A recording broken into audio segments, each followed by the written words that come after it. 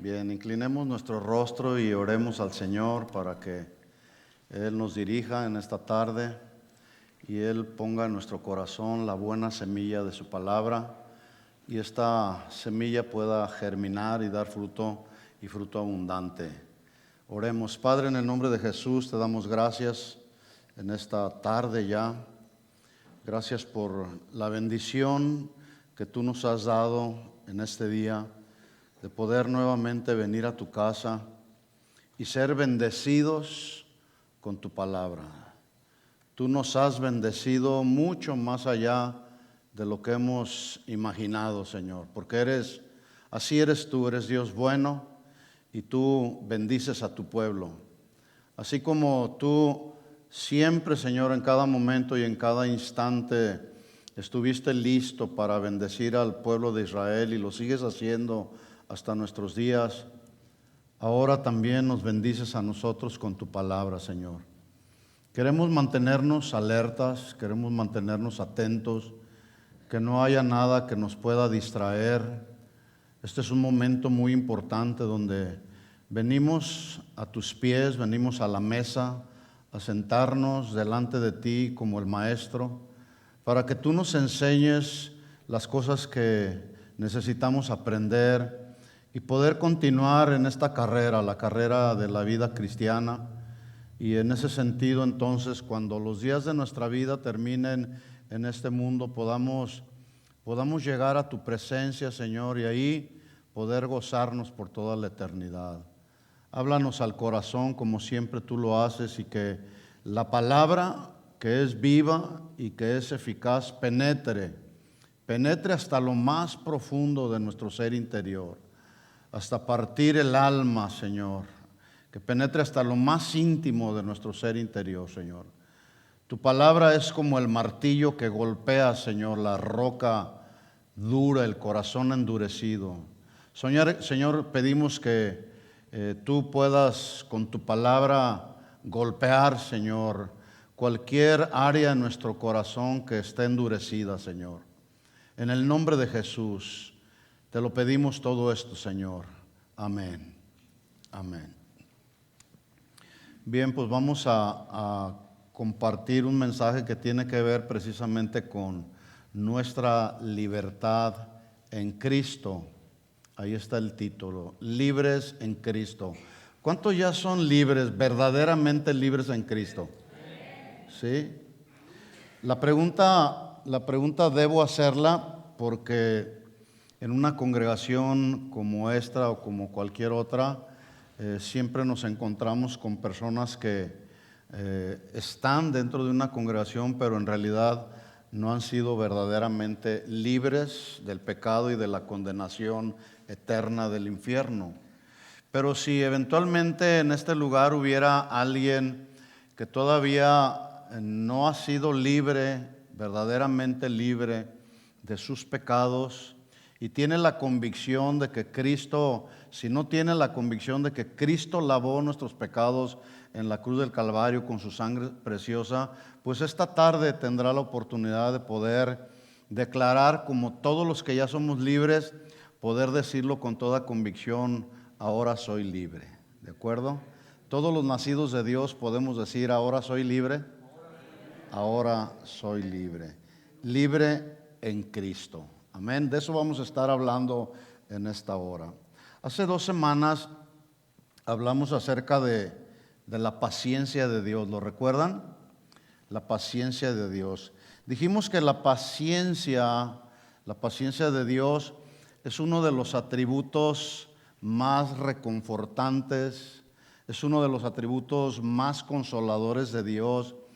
Este atributo de la paciencia de Dios es como ese bálsamo que puede sanar una herida. Y qué bueno es poder tener la convicción de que Dios es paciente con nosotros, ¿verdad que sí?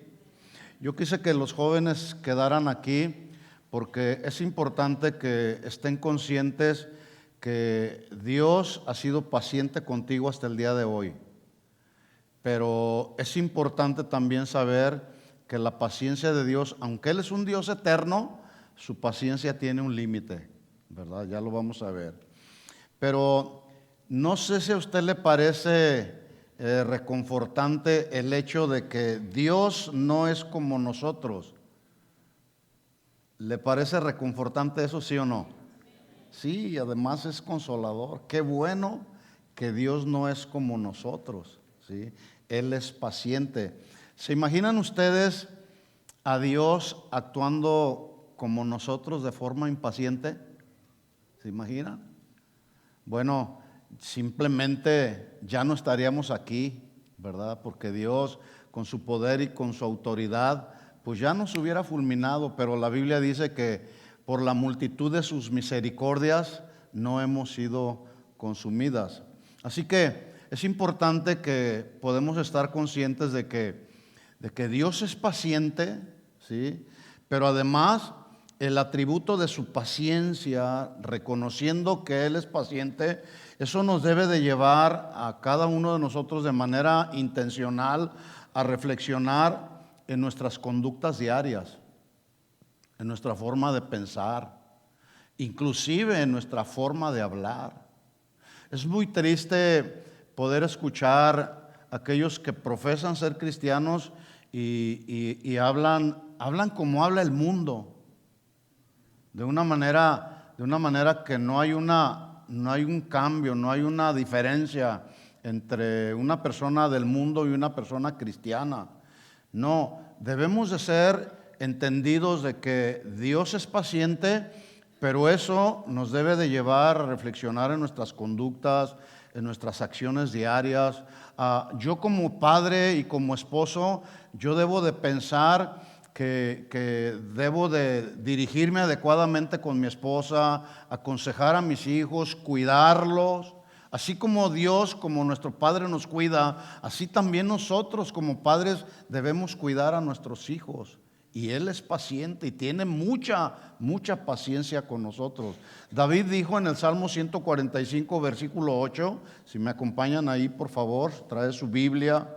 Y si no, por ahí va a aparecer en la pantalla el texto. Salmo 145, 8 dice: clemente y misericordioso es Jehová. ¿No le parece esto reconfortante?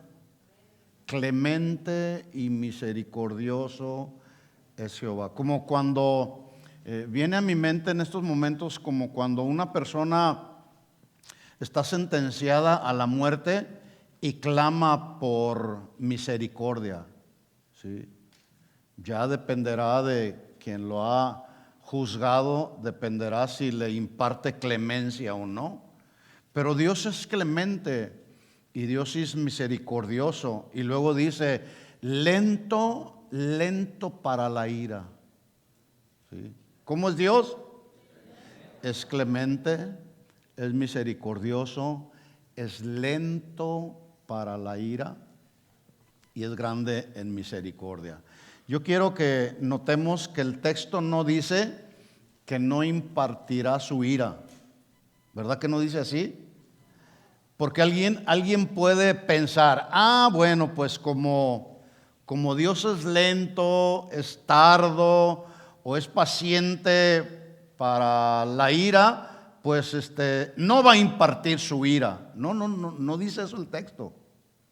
No dice eso el texto. El texto dice que Él es clemente, es misericordioso, es lento, es paciente para la ira y grande en misericordia. Perdón. En otras palabras, el Señor impartirá su ira en el momento que así Él lo determine. Se fijan cómo Dios sí es paciente, pero también es un Dios que se aira. Pero impartirá su ira cuando Él determine que es necesario impartir su ira. ¿Por qué? Dijimos hace 2 semanas, porque también necesitamos entender que Dios es un Dios justo, que no da por inocente al que es culpable, ¿verdad? Yo recuerdo cuando le impartía disciplina a mis hijos y lo hacía con la vara, de acuerdo a Proverbios 29:15. Hoy ya no puede hacer eso porque si usted disciplina con vara a su hijo, corre el riesgo de que por ahí lo demanden por abuso infantil, ¿verdad? Pero en aquellos años cuando yo les impartía disciplina y se las impartía con la finalidad de que doliera. El castigo debe doler, ¿verdad? Entonces, y la Biblia enseña, Proverbios 29:15, la vara y la corrección dan sabiduría. Entonces, cuando mis hijos se portaban mal, yo podía entender, se me hace que necesitan sabiduría, venga para acá. Se portaban mal y entonces me decían, papá, perdóname. Y yo, sí te perdono, estás perdonado, pero de las 3 no te vas a escapar. Y les daba 3, ¿verdad que sí, Guillermo? Sí los perdonamos. ¿Cuántos de ustedes disciplinan a sus hijos? Hay muchas formas y maneras de disciplinar a los hijos, ¿verdad? Y sí, los disciplinamos y los instruimos porque los amamos, ¿verdad? Pero los amamos, los disciplinamos y los perdonamos, pero les impartimos la disciplina justa, porque es lo justo. Cuando alguien se porta mal, pues bueno, hay que impartir la justa disciplina. Así es Dios con nosotros. Pórtate mal y verás cómo te va con el Señor, ¿verdad? Y este mundo se encarga de disciplinarnos, ¿sí?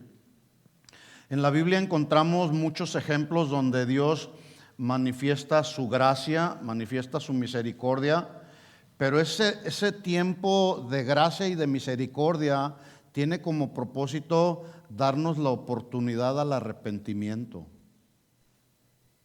¿sí? Pasado un tiempo, también debemos de entender que pasado ese tiempo, Dios impartirá su justo juicio por causa del pecado. ¿Cuántos están de acuerdo conmigo en eso? Bueno, Dios, es muy posible que alguien aquí, o de los que nos están viendo, está incurriendo en algún pecado y está ahí obstinado. Si ustedes quieren ver lo impresionante de la paciencia de Dios, nada más basta con estudiar un poco así a vuelo de pájaro la historia del pueblo de Israel. 40 años en el desierto. Le vinieron momentos de impaciencia a Dios, donde le dijo en una ocasión a Moisés: hazte a un lado porque voy a fulminar a este pueblo, ¿no? Pero ahí estaba un hombre paciente, Moisés, que estuvo dispuesto a interceder por el pueblo, un pueblo rebelde, de dura cerviz. Entonces, la paciencia de Dios tiene su límite, porque Él no puede cambiar. Si Él es paciente, Él es justo, pues no puede cambiar, Él no puede ir en contra de sus mismos atributos. Por ejemplo, en Génesis 18, ustedes pueden encontrar la historia de 2 ciudades que ahí se conocen o se mencionan como Sodoma y Gomorra. Estas 2, ahí se narra la iniquidad y la perversión tan impresionante de estas 2 ciudades, Sodoma y Gomorra, que había esa perversión de los habitantes de estas 2 ciudades, había llegado al colmo de los colmos. Y Dios, pasado un tiempo, determinó su justo juicio, pero antes de impartir su justo juicio se lo hace saber a Abraham. Ahí en Génesis capítulo 18, voy a leer 2 textos nada más. Versículo 20, dice: entonces Jehová le dijo, en este caso a Abraham, por cuanto el clamor, palabra clave, clamor, por cuanto el clamor contra Sodoma y Gomorra se aumenta más y más, y el pecado de ellos se ha agravado en extremo. Otra versión dice, Dios hablando, Dios comunicándole a Abraham: Abraham, ya no puedo aguantar la queja que hay contra Sodoma y Gomorra, pues su pecado es sumamente grave. Atención aquí, este término clamor está indicando un grito vociferado, así, un grito como de alaridos, como aquella generación de hombres malos y perversos de estas 2 ciudades, Sodoma y Gomorra, como si le estuvieran diciendo a Dios: tengo derecho a ser feliz, y si para ello tengo que sodomizar, lo haré porque soy libre. Estoy tratando de ponerme más o menos en la imagen para que podamos entender cómo estos hombres desafiaron a Dios, ¿sí?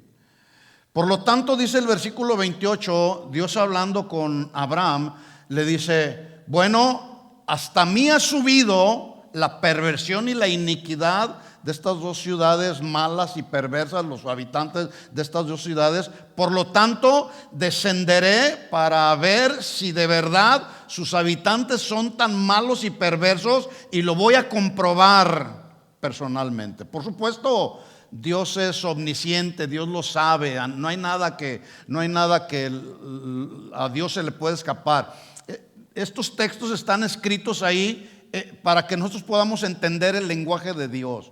Están diseñados para que nosotros podamos entender el corazón de Dios. Dice: voy a descender para ver si es cierto. Yo me voy a dar cuenta qué tan malos y perversos son estos hombres. ¿Y saben cuál fue el resultado?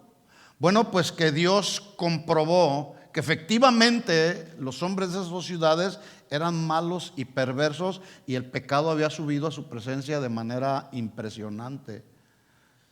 Por lo tanto, el resultado de la historia fue que Dios impartió su justo juicio. ¿Sí lo pueden ver así? ¿Sí lo ven así?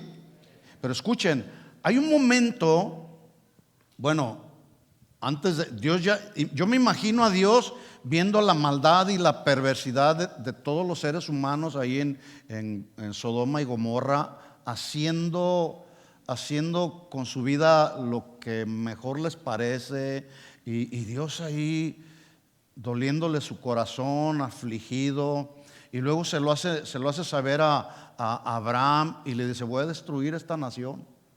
Pero luego Abraham empieza a interceder por Sodoma y Gomorra. Le dice: Señor, ¿acaso destruirás a los justos con los injustos? Y Dios le dice, pacientemente, Dios le dice: mira, si hubiera 50 justos, los perdono a todos, por amor a los 50 justos. Bueno, ustedes conocen la historia. No se encontraron ni 50, ni 45, ni 40, ni 30, ni 20, ni 10. No hubo absolutamente ningún justo. ¿Cuál fue el resultado? Bueno, esas dos ciudades, de los versículos 23 al 33, que es donde se narran la intercesión de Abraham, yo puedo ver la paciencia de Dios. Imagínense a Dios listo ya para destruir esas dos ciudades, y entra ahí en acción Abraham y le dice: Señor, espérate Señor, momento. Y llega hasta 10. No había absolutamente ni 10 justos temerosos de Dios. Por lo tanto, dice la historia que entonces Dios hizo llover fuego y azufre desde el cielo, y todo quedó reducido a cenizas. Hasta el día de hoy, usted busca por ahí en el internet dónde quedaron esas ciudades. No quedó absolutamente nada de esas dos ciudades. No se ha podido encontrar hasta el día de hoy nada. ¿Por qué? Porque todo fue reducido a cenizas.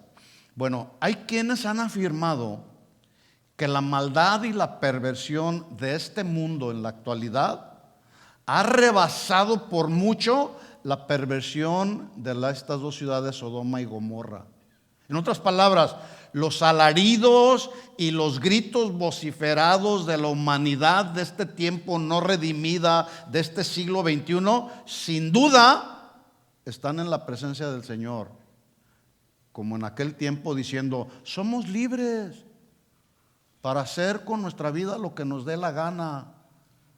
Al cabo no pasa nada. ¿No pasa nada? ¿Ustedes creen que no pasará nada? No, sí pasa. Sí va a pasar. Ahora, pregunta: ¿saben ustedes por qué los habitantes de este mundo en el día de hoy todavía estamos aquí?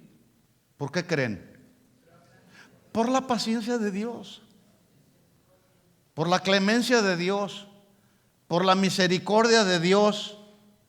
Bueno, ese es el Dios que nos muestra la Biblia, pero también las Escrituras, como ya lo mencioné, nos muestran a un Dios que se aira contra el pecado y se aira contra los rebeldes obstinados.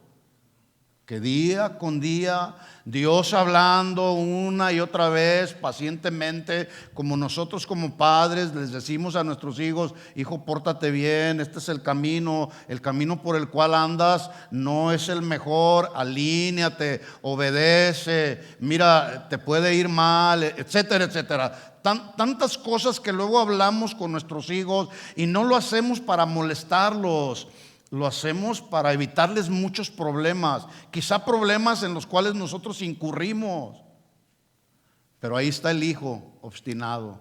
No, yo puedo hacer con mi vida lo que yo quiera. Incluso algunos, de manera irrespetuosa, voltean con los padres y les dicen: y bueno, ¿y para qué me trajiste a este mundo?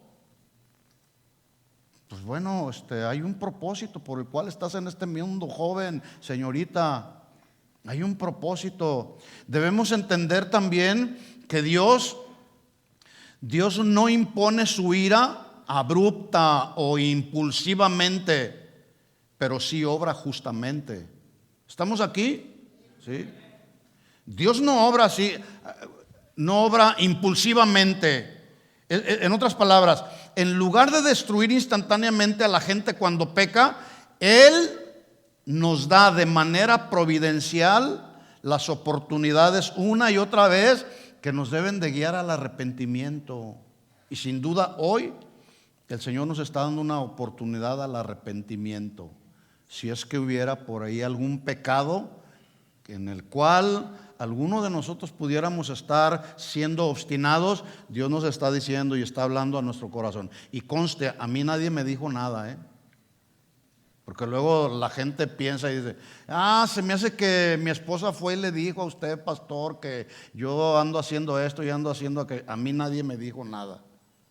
Pero Dios, que todo lo sabe, que Él todo lo conoce las intenciones del corazón, Él por su palabra nos confronta, porque así es la palabra. La palabra tiene ese poder para confrontarnos, para desafiarnos. Por eso la Biblia dice en Isaías que la palabra es como martillo, como un martillo, pero también la palabra es como una espada que penetra hasta lo más profundo, hasta discernir los pensamientos del ser humano. Por lo tanto, entonces, la paciencia de Dios debe de ser para nosotros como ese motor que nos impulse a la obediencia, a la santidad y a cambiar nuestra vida de una vez y por todas. Ya decidámonos a cambiar, a honrar a Dios con nuestras vidas. No podemos continuar la vida cristiana viviéndola como nos da la gana o haciendo como que somos cristianos pero viviendo mundanamente. No se puede, no se debe. Quiero decirles que muy pronto una gran lluvia o una gran tormenta del cielo descenderá, Pero escuchen, la Biblia cuando habla del agua, el agua es símbolo de la palabra. La palabra nos purifica, así como el agua, la palabra fortalece al ser humano. Los seres humanos necesitamos tomar agua para que fortalezca nuestra vida física. Bueno, la palabra también hace ese trabajo. La palabra fortalece nuestra vida espiritual. Por eso hay que beber la palabra. Hay quienes tienen su Biblia como un buen adorno y un buen ornamento en el librero. Qué bonita se ve la Biblia. Yo no sé, en los años que tengo caminando con el Señor, cuántas Biblias me he terminado. Todo lo que está aquí escrito en este libro, el logos que está escrito, tiene que venir a formar parte de un rema, una revelación de Dios. Pero esa revelación que nos llega de parte de la palabra logos a nuestra vida, hay que aplicarla. Se aplica cuando nos es revelada la palabra. Cuando no, pues leemos y leemos. Por eso hay gente que dice: yo no entiendo la Biblia. Yo no entiendo qué Dios me está hablando. Incluso algunos otros dicen: no, Dios no habla. ¿Cómo no? Dios nos habla por la Biblia, ¿sí o no? Dios nos habla a través de su palabra, ¿sí? Entonces el agua el agua en la Biblia es símbolo de la palabra que purifica, que renueva, la palabra que nos libera. Pero escuchen esto: también el agua es símbolo de juicio de Dios. Y ahí como que ya no nos gusta. Pero también la Biblia habla que el agua es símbolo de Dios. Y es esa gran lluvia y tormenta del juicio de Dios para todas las naciones del mundo que pronto llegará. No sé si usted está consciente de eso. Esa gran tormenta ya está por llegar, ya se avecina. Ya vemos así como algunas gotas sobre la tierra cayendo. Y cuando estoy hablando en sentido figurado, la gran tormenta del juicio de Dios llegará más tarde de lo que suponemos. Y Jesús lo advirtió, por eso decía yo que ya vemos algunas gotas ahí. Jesús advirtió en Mateo 24 que se levantarían falsos maestros engañando a muchos. ¿Sí lo han visto? ¿Sí o no? Como nunca antes, hay un montón de predicadores en las redes sociales que están hablando cosas tan raras que usted dice, ¿de dónde sacaron eso? Bueno, son las gotas a las que Jesús está refiriendo, pero viene una gran tormenta. Falsos maestros se levantarán y engañarán a muchos. Es muy lamentable que muchos el día de hoy están siendo engañados. ¿Saben por qué? Porque no se alimentan con el agua de la palabra, porque no se estudia la palabra, no se discierne, ¿sí? Luego dice Jesús, también ahí están las gotitas que ya empezamos a ver. Guerras y rumores de guerras. ¿Cómo está este país en este tiempo, en estos meses? ¿Se avecina una guerra política, hermanos? Sí, tremenda. Bueno, eso no nos debe tomar a nosotros por sorpresa, porque ya el Señor nos lo advirtió. Guerras y rumores de guerras. Ahorita hay una guerra política, pero al rato puede haber una guerra de otra índole, una guerra económica. Hay una guerra religiosa. Cada uno está proclamando su propia verdad. ¿Sí? Ahí está cumpliendo, ahí están las gotas. ¿Sí? Y luego dice Jesús que habrá hambres, que habrá pestes, habrá terremotos en diferentes lugares. ¿Los alcanzan a sentir los temblorcitos? ¿Sí? Uno que otro, hay una sacudidita y mire, basta solamente con una pequeña sacudita y luego toda la gente entra en un pánico, en un temor impresionante. Porque los que entran en un pánico y en un temor impresionante cuando se sacude la tierra es porque no saben cuál es su destino eterno o no tienen la convicción de ese destino eterno. ¿Sí? Pero los que hemos sido libres en Cristo decimos como Pablo, para mí el vivir es Cristo y el morir es ganancia. Me voy con el Señor, ¿sí? Cuando Él lo decida. Pero luego dice el Señor, habrá hambres, terremotos, pestes en diferentes lugares. Y mire lo que dice ahora Jesús. Y todo esto que acontecerá será solamente el principio de dolores. Gotitas. O sea, esto nos deja saber entonces que hay algo más fuerte que se avecina, ¿sí? Significa que una gran tormenta con vientos huracanados está por llegar, porque el tiempo de la gracia y de la misericordia también está por terminar. Por eso hay que estar preparados. Sí, Cristo nos hizo libres, pero escuchen, esa libertad en Cristo no es la licencia para vivir como nos da la gana. ¿Verdad que no? No. Ahora, ¿usted recuerda cuál fue la causa por la cual Dios envió un diluvio? ¿Cuál fue la causa? ¿Quién puede decir? ¿Por qué? Porque la gente era muy buena, moralmente muy buena, no le hacían daño a nadie, porque eran libres para vivir. No, ¿se fijan cómo sí pasa? La gente el día de hoy está pensando que nunca va a haber un juicio final. Sí lo va a haber. No lo sabemos cuándo, pero lo va a haber. Las gotas, las señales ya las vemos. Mire Génesis capítulo 6 versículo 5. Vamos a ver cuál fue la causa por la que Dios envió un diluvio. Dios no envió un diluvio a la tierra porque Dios es malo. porque Dios es ingrato. No, más bien Dios envió un diluvio porque es justo, ¿sí? Dicen, voy a leer Génesis 6 en la versión Nueva Traducción Viviente. Génesis 6:5. El Señor vio la magnitud de la maldad humana en la tierra. La magnitud de la maldad humana en la tierra. Y quedó todo, y que todo lo que la gente pensaba o imaginaba era siempre todo lo malo. Todo lo malo. Entonces, versículo 6. Entonces el Señor se lamentó. La versión Reina Valera dice ahí, y entonces el Señor se arrepintió. Y esto significa, cuando dice ahí que el Señor se arrepintió, no significa que dijo, se me hace que me equivoqué en haber creado toda esta generación de seres humanos. No, Dios no se equivoca. Acuérdense que Dios es inmutable, Él no cambia. Más bien, lo que significa ahí es que vino un lamento al corazón de Dios, un lamento de tristeza, pero no porque Él no se equivoca, Él es perfecto, ¿sí? Versículo 6, entonces el Señor se lamentó haber creado al ser humano y haberlo puesto sobre la tierra, y se le partió el corazón.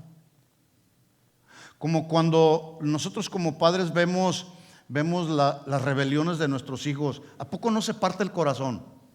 Cuando ves que tu hijo no te obedece, cuando ves que tu hijo vive como le da la gana y luego te desafía y te dice, yo voy a hacer lo que yo quiera, ¿y a ti qué? Tú eres un anticuado, y tantas cosas que luego los jóvenes hablan. Por supuesto, los jóvenes de aquí no, los jóvenes de allá del mundo, ¿verdad?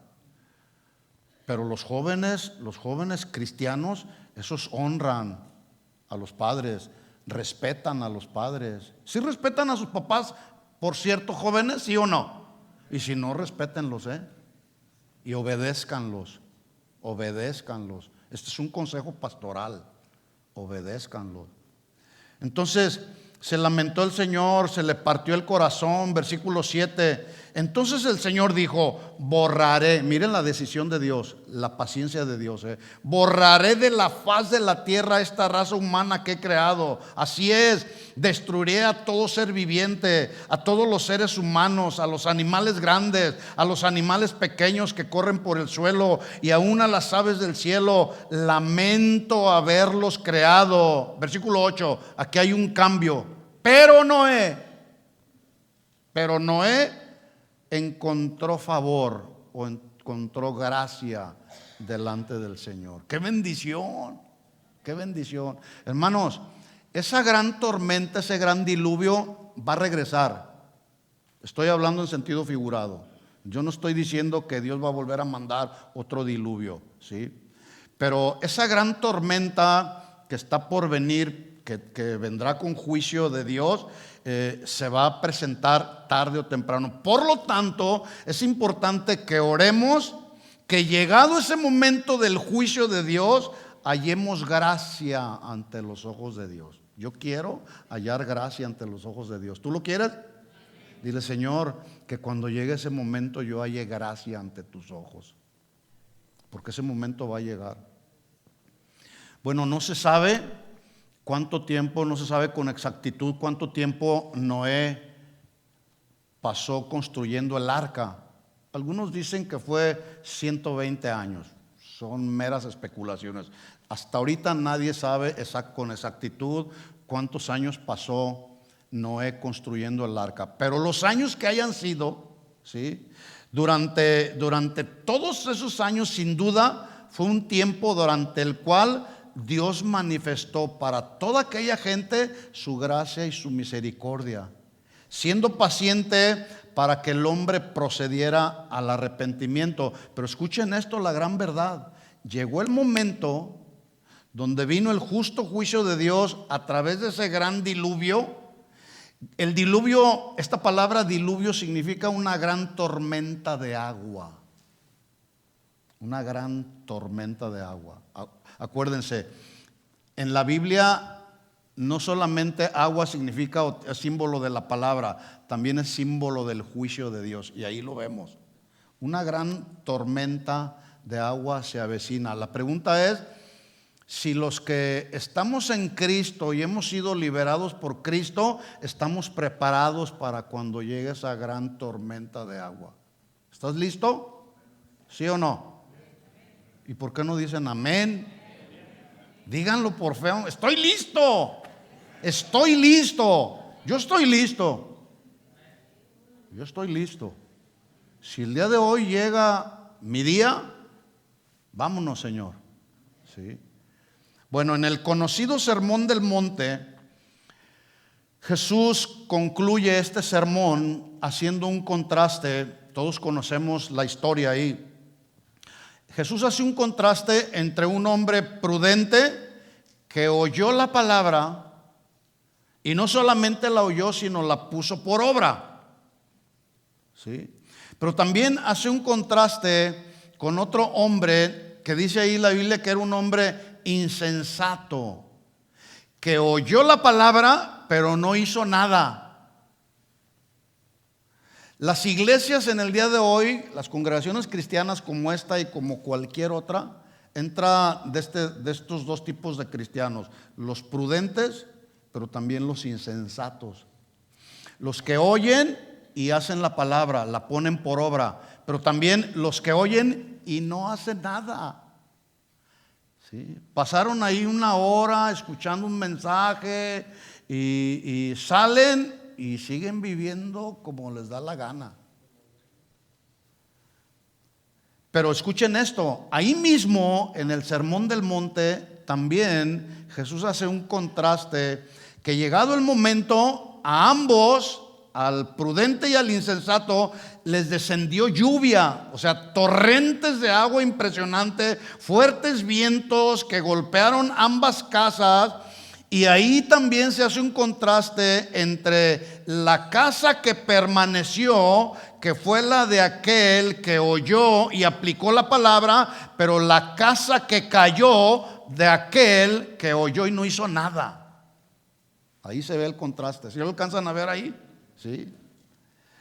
Una de esas casas estaba fundada sobre la roca, es decir, sobre la palabra. Pero otra de esas casas estaba fundada sobre la arena. La roca simboliza fundar nuestra vida cristiana en el fundamento de la palabra. Lo que dice Dios, vivirlo. De nada me sirve leerlo y no aplicarlo. Cuando llegue el momento de la prueba, de la tormenta, del viento recio a nuestra vida, a nuestra casa espiritual, vamos a poder permanecer si estamos bien fundamentados en la palabra. Pero el que fundamenta su vida cristiana sobre la arena movediza de este mundo, miren, todo lo que tiene que ver con los placeres de este mundo, los deleites de este mundo, el entretenimiento, las drogas, las adicciones, todo ese tipo de conductas en las que está viviendo el mundo son pura arena movediza. ¿Sí lo pueden ver así? Arena movediza. Bueno, hay aquellos que están fundando su vida cristiana sobre la arena movediza, los deleites de este mundo. Y cuando llegue esa gran tormenta, escuchen esto, no lo digo yo, lo dice la Biblia. Tu casa se te va a caer. Se te puede caer. Entonces la pregunta obligada para nosotros es, para todos los que estamos aquí, jóvenes, señoritas, varón casado, mujer casada, ¿sobre qué estás fundamentando tu casa espiritual? ¿Sobre la roca o sobre la arena?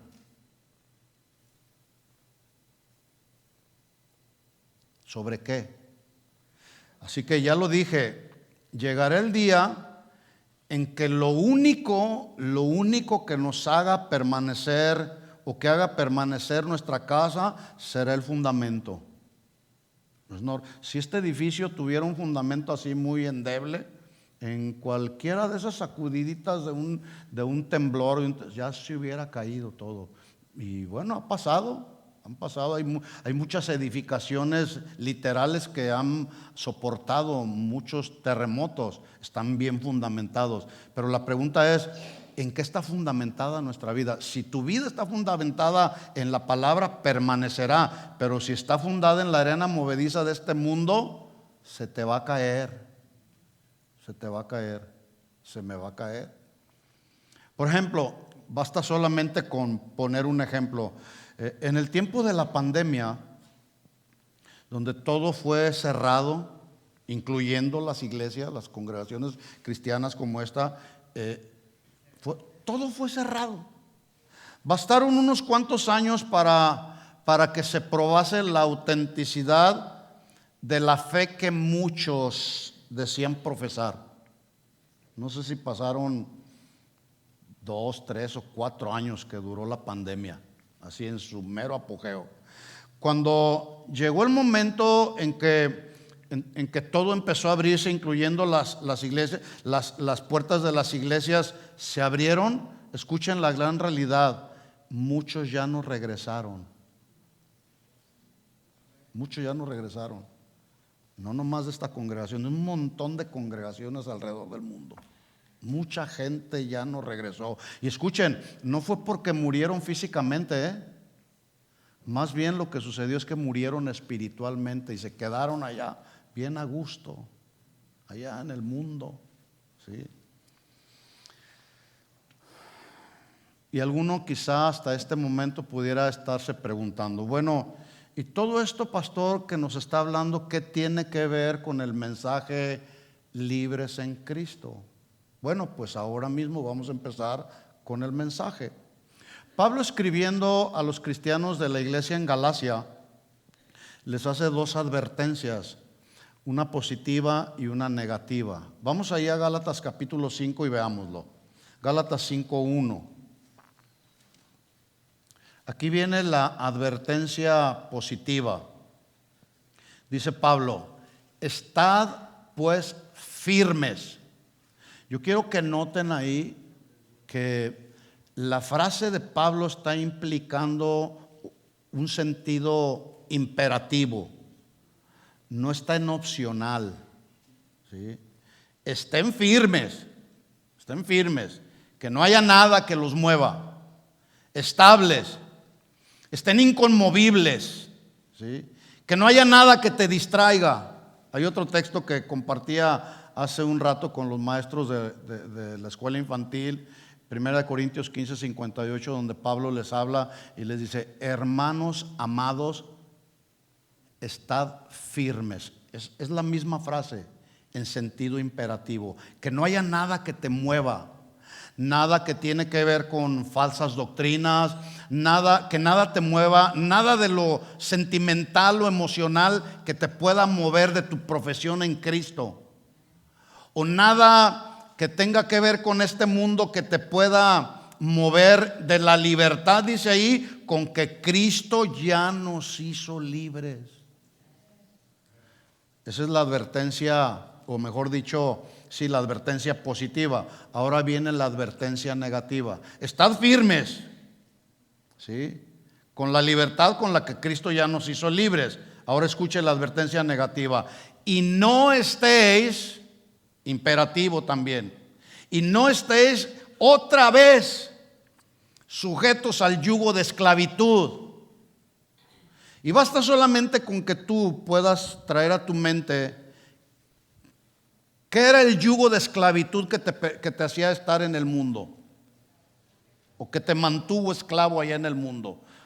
Puede ser posiblemente adicciones, puede ser amargura, resentimiento, conductas inmorales, que estaban ahí como un yugo esclavizándote, ¿sí? ¿Quién quisiera regresar allá de donde ya el Señor nos sacó? ¿Alguno? Levante la mano. ¿Quién quisiera seguir siendo un adicto, un adúltero, un fornicario? ¿Quién quisiera seguir? Bueno, lo que Pablo está diciendo es, ya Cristo te hizo libre. No vuelvas al estilo de vida pasado, al yugo que te mantenía esclavo. Lo que Pablo está diciendo es que no permitiésemos o no permitamos que nada ni nadie nos mueva de la posición que Cristo logró para nosotros. Que no te mueva nada. Y hoy, tristemente, nuestros jóvenes son muy susceptibles a que haya cosas de este mundo que los mueva. Cualquier cosa de este mundo, deleite, entretenimiento, lo que sea, los puede mover. Jóvenes, no, manténganse firmes, manténganse de pie. Este mundo va a pasar. Este mundo, jóvenes, este mundo va a pasar. Matrimonios, este mundo va a pasar. Las cosas de este mundo van a pasar, pero la palabra de Dios va a permanecer por toda la eternidad. Y es ahí donde tenemos que fundamentar nuestra vida.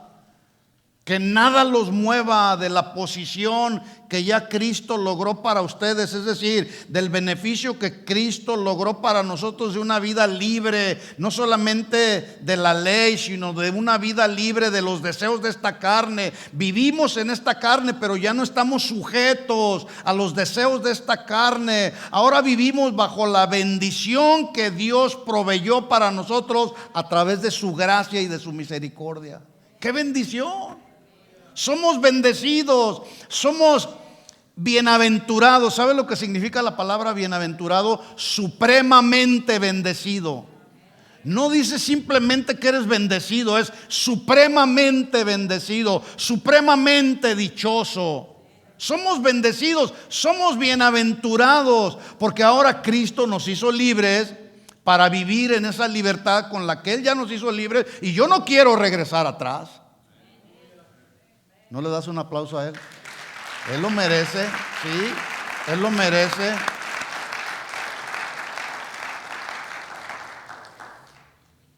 En los capítulos anteriores, el apóstol Pablo, porque estamos en Gálatas capítulo 5, pero los capítulos anteriores, Pablo les está hablando acerca de la libertad, o si se prefiere mejor, de la liberación que el sacrificio de Cristo logró para los creyentes de Galacia, de liberarlos del yugo de la ley, de las ceremonias. Pero también Pablo les está hablando que ellos ya habían sido libres de la condenación que se establecía en la ley para todo aquel que fuera un transgresor de la ley. Había una sentencia. En el capítulo 3, solo por mencionar algunos textos, Pablo y él les habla fuerte a los de Galacia. Si me acompañan ahí, Gálatas capítulo 3, versículo 1. Mire cómo les habla Pablo. Oh Gálatas insensatos. Si yo me atreviera a decirle a alguno aquí, eres un insensato, no hombre, me apedrean, yo creo. Pablo les dijo así, pero escuchen, Pablo no lo hacía con una intención de ofenderlos. Pablo los hacía, estaba tratando de llamar su atención. Gálatas, esta palabra insensato se traduce en necio. Y cuando Pablo les dice Gálatas insensatos, no se estaba refiriendo a que esos cristianos de Galacia tenían falta de inteligencia, sino más bien era un asunto de obediencia. Tenían falta de obediencia, porque ya Pablo les había mostrado a Cristo. Ya muchos de ellos habían hecho su profesión de fe por gracia, por misericordia, y estaban regresando a la ley, a tratar de hacer las obras de la ley para supuestamente tener acceso a la salvación que Cristo ya había provisto gratuitamente.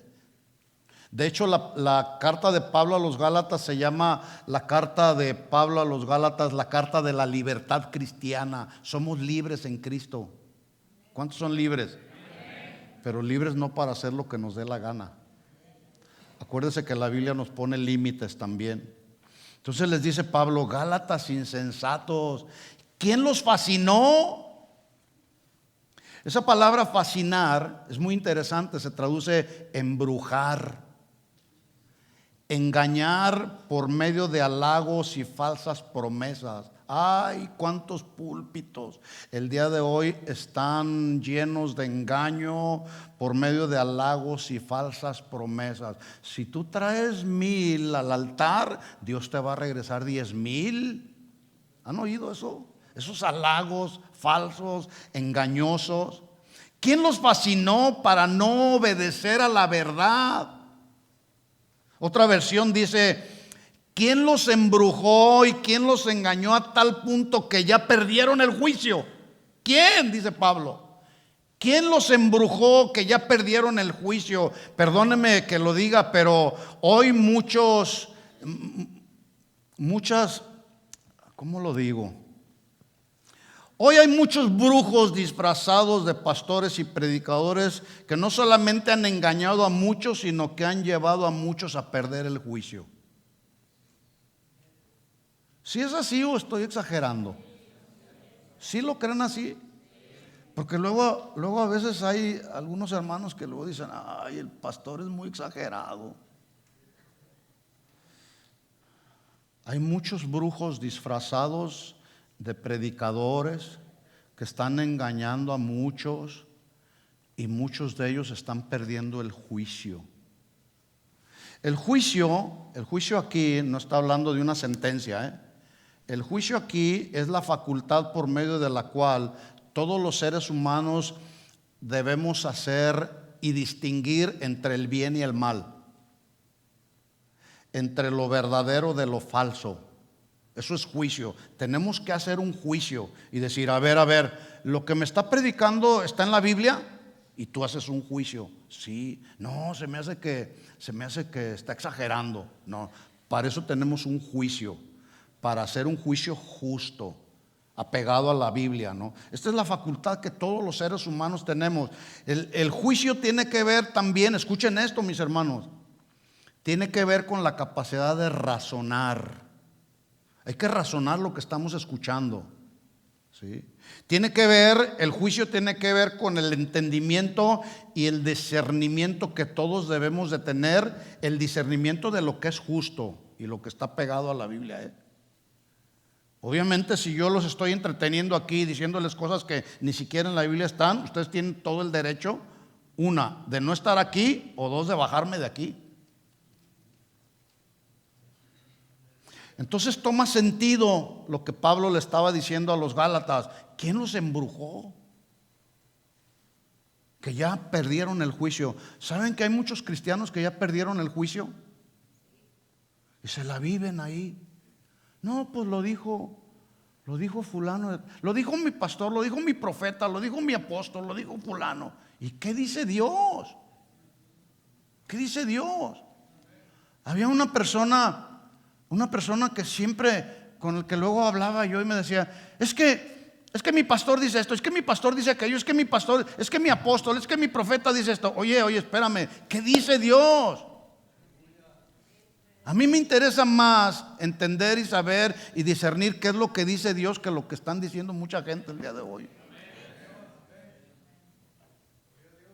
Y es ahí donde tenemos que establecernos. Así es como se establece nuestra libertad en Cristo, porque si no te van a engañar y te van a esclavizar a sus formas de pensar. Van a esclavizar a la gente. Entonces Pablo les está diciendo: ¿quién los embrujó y quién los engañó a tal punto de que ya perdieron el juicio ante ustedes? Jesucristo fue ya presentado claramente entre vosotros como crucificado. Versículo 2: esto solo quiero saber, dice Pablo, de ustedes: ¿recibieron el Espíritu Santo por hacer las obras de la ley o por el oír con fe? ¿Cuántos ya recibieron el Espíritu Santo que los ha sellado?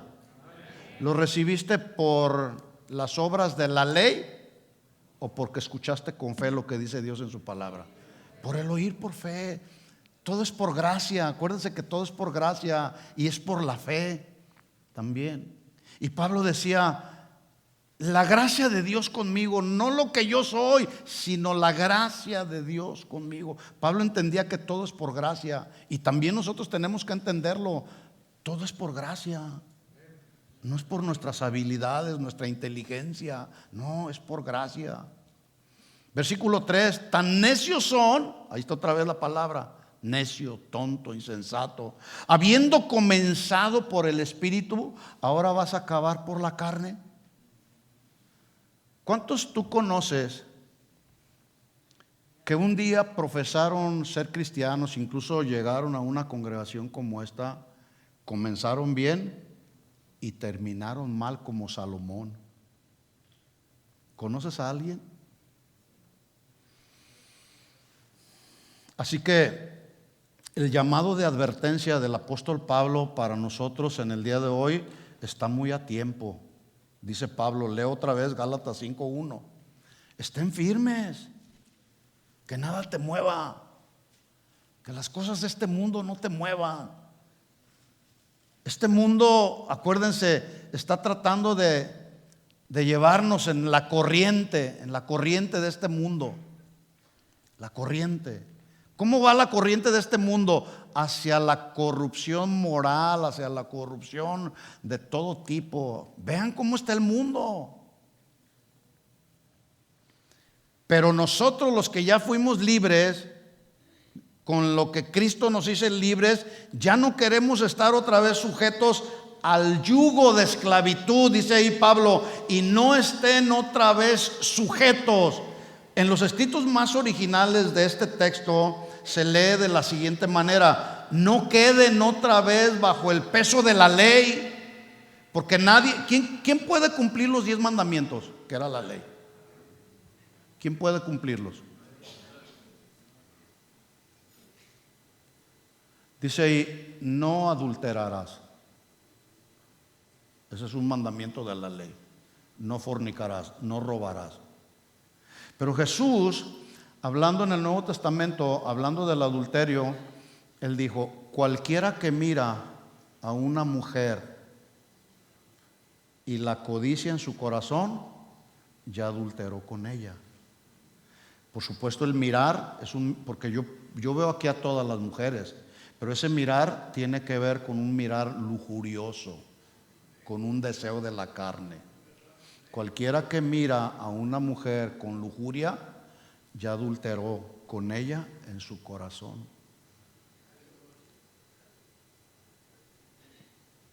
Y luego más adelante, después el Señor dice, si tu ojo derecho te es ocasión de caer, ¿qué? Sácalo. Si tu mano te es ocasión de caer, córtala. Si hiciéramos de esos mandamientos algo literal, ¿se imaginan? ¿Se imaginan las grandes sorpresas que tendríamos aquí?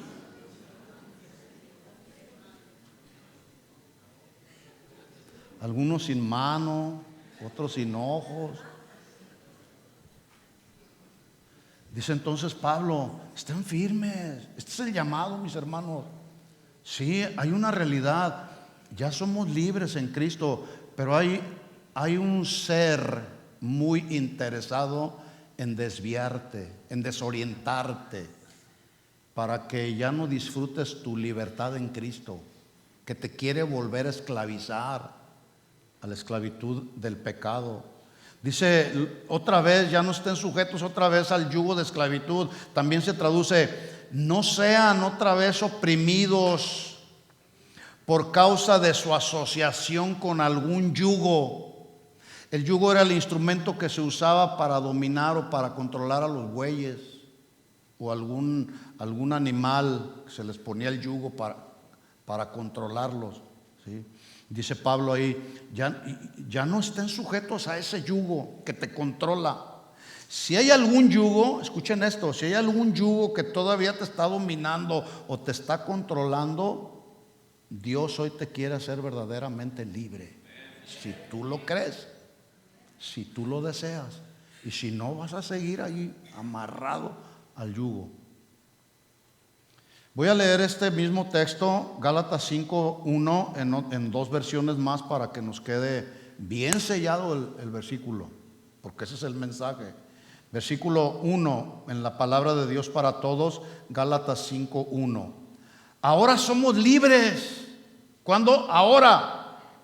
Y mañana igual, ahora somos libres porque Cristo nos liberó. Por lo tanto, manténganse firmes en la libertad y no vuelvan a la esclavitud.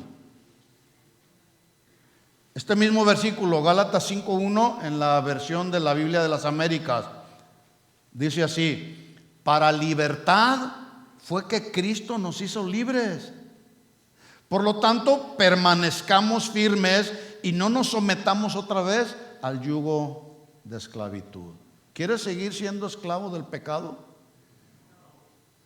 No, yo estoy en paz. Y doy gracias a Dios que me liberó y me sigue liberando de muchas cosas, porque todavía hay luchas en este cuerpo humano, todavía luchamos. Cuando habla la Biblia ahí de que hemos sido liberados del pecado, pues habla de que el pecado ya no nos controla, ya no somos esclavos del pecado, pero seguimos pecando. ¿Ya alguien aquí ya no peca? Seguimos pecando. ¿Por qué? Porque el Señor nos va perfeccionando. Pero un día, esa es nuestra esperanza, un día seremos glorificados para pasar toda la eternidad allá con el Señor. Esa es la esperanza del cristiano, esa es la recompensa del cristiano. ¿En qué consiste pues la libertad en Cristo? La libertad en Cristo tiene, voy a mencionar algunas cosas solamente, tiene un sinnúmero de bendiciones. Una de ellas es la libertad de la ira de Dios. Ya hablamos de Dios paciente, pero también hablamos de un Dios que se aira contra el pecado. Bueno, esa libertad que tenemos en Cristo nos libera de la justa ira de Dios por causa de otra bendición que se llama la salvación. Y la salvación contiene otra bendición que se llama justificación. Es decir, por causa de la salvación que Cristo logró para nosotros, nosotros fuimos declarados justos, sin culpa, delante del Padre. Como que si tienes una deuda de 500 millones de dólares y el día de mañana amaneces y te dicen, ya no debes nada. Qué bendición, ¿no? Qué bendición pudieras gritar, gloria a Dios, ya no tengo deuda, ya no le debo nada al banco, ya no le debo nada a fulano de tal, soy libre de deudas. Bueno, lo mismo, ese es el sentido que está dando la palabra justificación. Ya no debemos nada. Cristo lo pagó todo. Cristo lo pagó todo. Por eso nos hizo libres, para vivir una vida cristiana libre, verdaderamente libre. Dice Romanos capítulo 5 versículo 1, hablando de la justificación, la libertad en Cristo, la libertad de la culpa. Justificados pues por la fe tenemos paz. ¿Cuántos tienen paz? Algunos tienen tanta paz que están bien dormiditos. Justificados pues por la fe tenemos paz para con Dios por medio de nuestro Señor Jesucristo, por quien también tenemos entrada por la fe esta gracia en la cual estamos firmes y nos gloriamos. Ahí la palabra gloriarse significa jactarse, pero un jactarse con razón. Jactarnos, gracias Señor, estoy orgulloso por la justificación que lograste para mí. Dice, y nos gloriamos en la esperanza de la gloria de Dios. Y no solo esto, sino que también nos gloriamos, nos jactamos justamente. Escuchen, aquí está el otro lado. Nos gloriamos en la salvación, pero escuchen, también hay que gloriarnos en las tribulaciones. ¿Sí o no? Gracias Señor por la tribulación. Esa no es la reacción inmediata, ¿verdad? Cuando experimentamos tribulaciones y pruebas, ¿verdad que no? Bueno, pero la Biblia dice, hay que gloriarnos. Y hay una razón. Dice, y nos gloriamos en la esperanza de la gloria de Dios. Y no solo esto, sino también nos gloriamos en las tribulaciones, sabiendo que la tribulación produce paciencia. ¿Cuántos reconocen así siendo bien honestos, cuántos de nosotros podemos reconocer que necesitamos paciencia? ¿Sí? Bueno, pues entonces espera las tribulaciones, espera la prueba, porque la prueba produce paciencia.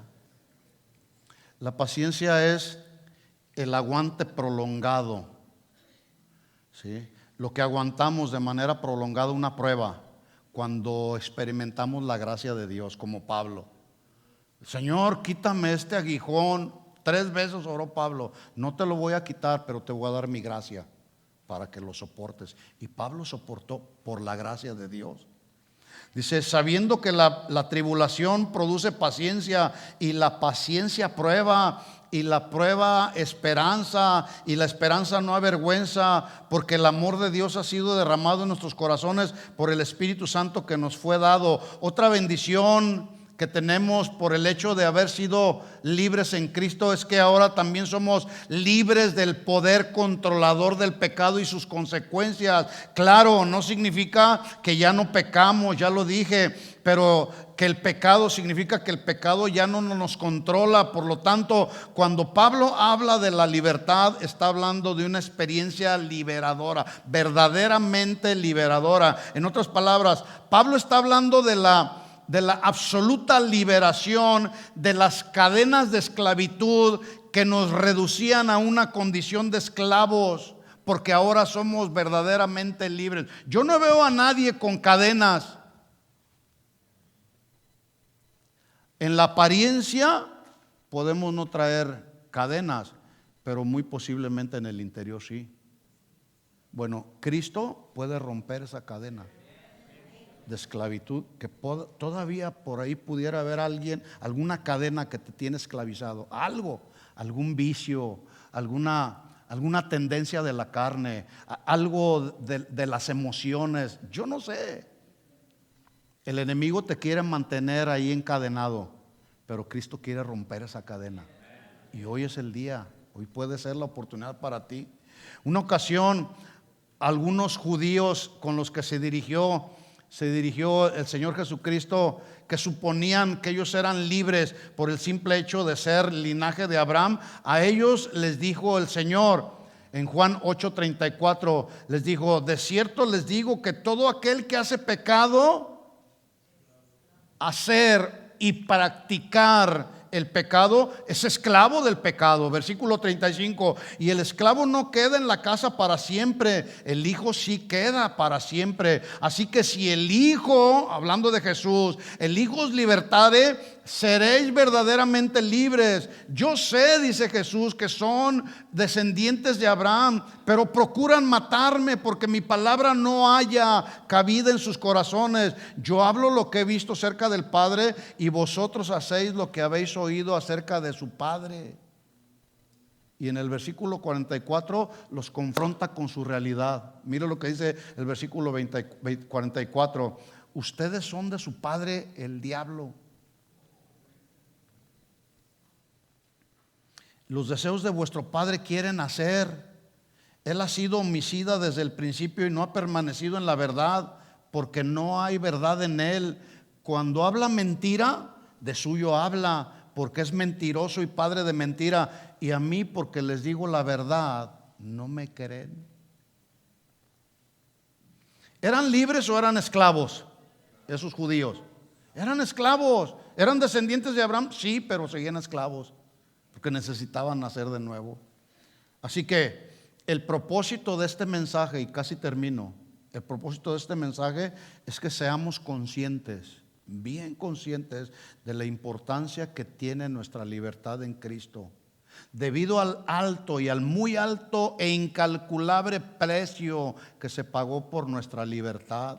Libertad que Cristo logró para nosotros derramando su sangre en la cruz. ¿Te parece poco eso?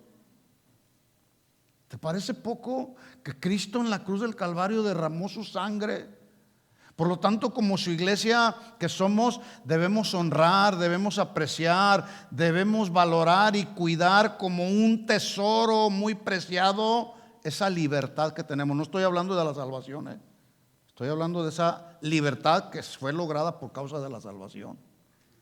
Hay que cuidarla para que este mundo no nos arrastre a la tendencia. La libertad que tenemos en Cristo es un mensaje para la iglesia de todos los tiempos.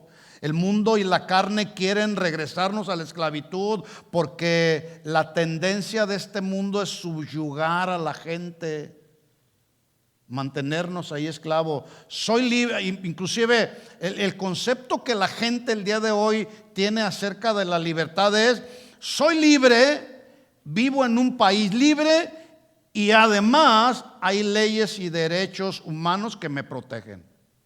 Así dice la gente. Ese es el concepto que tiene la gente de la libertad. Soy libre, estoy en un país libre, puedo hacer en este país lo que yo quiera. Además hay derechos humanos que me protegen. Los jóvenes, las señoritas dicen, yo ya soy mayor de edad, tengo 18 años, por lo tanto puedo hacer con mi libertad lo que me dé la gana y puedo hacer con mi vida y con mi cuerpo lo que me dé la gana. ¿He escuchado jóvenes que dicen eso? Todos los días. Todos los días hay jóvenes, señoritas, mujeres que dicen, yo puedo hacer con mi cuerpo lo que me dé la gana. Confunden la magnesia con la gimnasia, ¿verdad? Más bien, conductas así se llama libertinaje. No es libertad, es libertinaje. Y el libertinaje habla de personas que llevan una conducta desenfrenada, entregada a los placeres, a los caprichos de la carne, no se someten a nada ni a nadie y tampoco a las leyes, al simple estricto de las leyes morales, al respeto, al respetar su propio cuerpo. No me someto a nada, voy a darle rienda suelta a esta carne, voy a vivirla, al cabo soy libre. Qué pensamiento tan equivocado, ¿no lo creen? Ahora, que el mundo se conduzca de esa manera y piense de esa manera se entiende, pero no se justifica.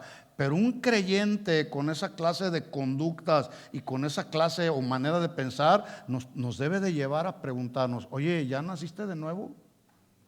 ¿Ya naciste de nuevo? Porque veo que te conduces. Ay, qué conducta tan fea, qué manera de pensar tan fea. Ahora, voy a casi a terminar. Judas, no el traicionero, sino el medio hermano de Jesús, escribió en la carta que lleva su nombre lo siguiente, Judas 3, como no tiene capítulos ahí, es Judas versículo 3. Lo voy a leer. Dice, amados, por la gran solicitud que tenía de escribiros acerca de nuestra común salvación. Todos nosotros, como hijos de Dios, tenemos algo que nos es en común, la salvación que Cristo logró para nosotros. A eso se refiere. Les escribí acerca de nuestra común salvación. Me ha sido necesario también escribiros exhortándoles a que contendáis ardientemente, que significa a que contiendan con celo, con fervor, por la fe. Ahí la fe significa la sana doctrina que ha sido una vez dada a los santos. Hermanos, los tiempos, debo decir esto, los tiempos que estamos viviendo no nos permiten diluir o endulzar el mensaje del evangelio, ¿verdad que no? No, yo no me puedo dar el lujo de decirles, vive como tú quieras, nomás traes tus diezmos. Nomás deja aquí tus diezmos y tus ofrendas y haz de tu vida lo que te dé tu gana. No. Pablo decía a los corintios, hermanos, voy a ir a visitarlos a ustedes y no quiero ser gravoso. ¿Sí? O sea, no quiero que gasten en mí. ¿Sí? Porque no me interesa lo suyo, me interesa su corazón. ¿Sí? O sea, en otras palabras, Pablo estaba más interesado en la salvación de la gente que en el dinero de la gente. Hoy está al revés. Hoy está todo eso al revés. ¿Sí? Por lo tanto, en este tiempo que nos tocó vivir, no podemos diluir el mensaje del evangelio. La Biblia habla claro acerca de lo que el pecado significa. El pecado condena, el pecado separa de Dios. Y el pecado va a llevar a la condenación eterna, al infierno. Si te arrepientes, puedes ir a la presencia del Señor y gozar por toda la eternidad. Y si no, te vas a ir al infierno.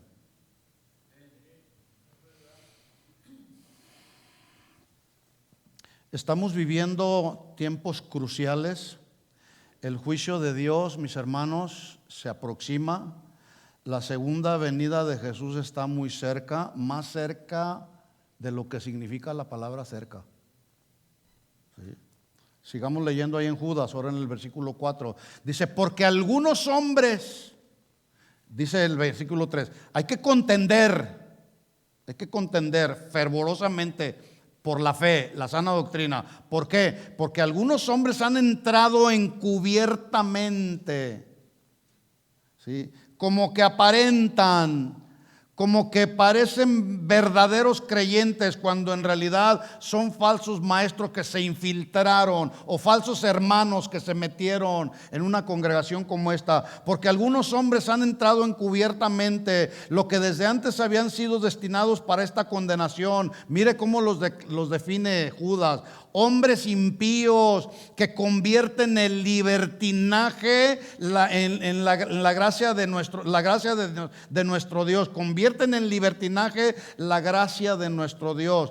La perversidad de estos hombres impíos a los que se refiere Judas es que convierten o alteran la libertad que Cristo nos otorga en libertinaje. Y aquí libertinaje tiene que ver con sensualidad, tiene que ver con vicios, tiene que ver con todo tipo de actos inmorales de la carne sin restricción. O sea, vamos a darle duro a la carne. En otras palabras, estos hombres que se metieron encubiertamente hacían uso del evangelio, alterándolo o acomodándolo para satisfacer sus desenfrenados deseos de la carne.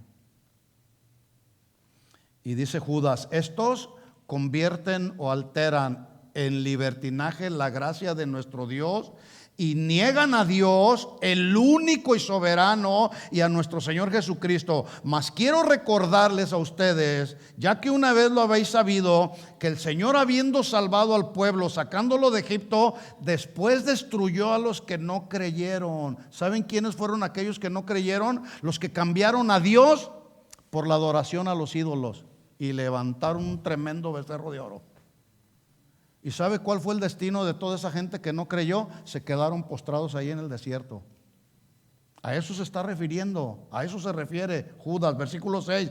Y los ángeles que no guardaron su dignidad, sino que abandonaron su propia morada, los ha guardado bajo oscuridad en prisiones eternas para el juicio del gran día. Ahí está la realidad. Versículo 7, como Sodoma y Gomorra y las ciudades vecinas, las cuales de la misma manera que aquellos, habiendo fornicado e ido en pos de vicios contra naturaleza, hombres con hombres, mujeres con mujeres, ¿sí? Festejando ahí su arco iris, cuando el arco iris tiene otro símbolo tan importante que tiene que ver con el pacto de Dios con su pueblo, ¿sí? Dice, fueron en pos de vicios contra naturaleza, fueron puestas, por ejemplo, sufriendo el castigo del fuego eterno. ¿No pasa nada? ¿Tú crees que no pasa nada? ¿O que no va a pasar nada? Sí, sí va a pasar. Sí. ¿Alcanzan a ver cómo Dios hasta el día de hoy ha sido sumamente paciente? ¿Sí lo alcanzan a ver? Bueno, pues quiero decirles que también Dios es sumamente justo y tarde o temprano se establecerá el juicio. ¿Estamos listos? Sí. Termino, Gálatas 5:1, y lo leo en la versión de las Américas.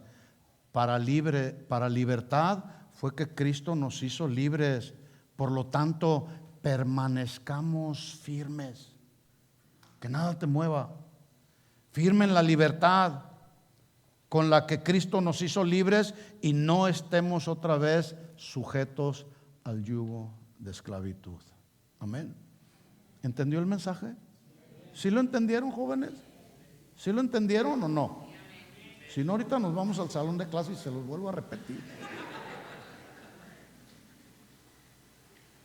Más claro que eso no puede ser. Cada uno de nosotros decidimos: o vivimos en la libertad que Cristo ya logró para nosotros, o regresamos a la vida de esclavitud de donde ya el Señor nos sacó. ¿De acuerdo? Oremos al Señor. Les invito a ponerse de pie. Señor, en el nombre de Jesús, tú nos has hablado tan claro. Ahora podemos con mayor claridad entender tu incomparable paciencia, tu inigualable paciencia, tu incomprensible paciencia, Señor. Pero también, Señor, ahora podemos entender que eres sumamente justo, Señor. Y en aquel gran día, el gran día del juicio final, tú no tendrás por inocente al que es culpable. Señor, en el nombre de Jesús, ¿quieres levantar tus manos un momento y decirle al Señor, Señor, que cuando ese gran día llegue, el gran día del juicio final, podamos encontrar la gracia que encontró Noé, Señor? Ayúdanos en nuestro peregrinar diario por este mundo. No sabemos cuándo vienes, ya las señales las vemos, ya viene esa gran tormenta, las gotas de lluvia ya vemos que se están dando alrededor del mundo, ya vemos las advertencias cumpliéndose, las advertencias que tú nos dejaste, Señor. Vendrá más cerca, está más cerca de lo que pensamos esa gran tormenta de tu juicio final. Que cuando ese tiempo llegue, Señor, podamos encontrar gracia delante de tus ojos, Señor. Y que en este tiempo, Señor, mientras aún seguimos en este mundo, podamos continuar honrándote con nuestra vida. Habla con Él, haz un compromiso con Él y dile, Señor, tú lograste para mí libertad. No quiero regresar a esa libertad, Señor.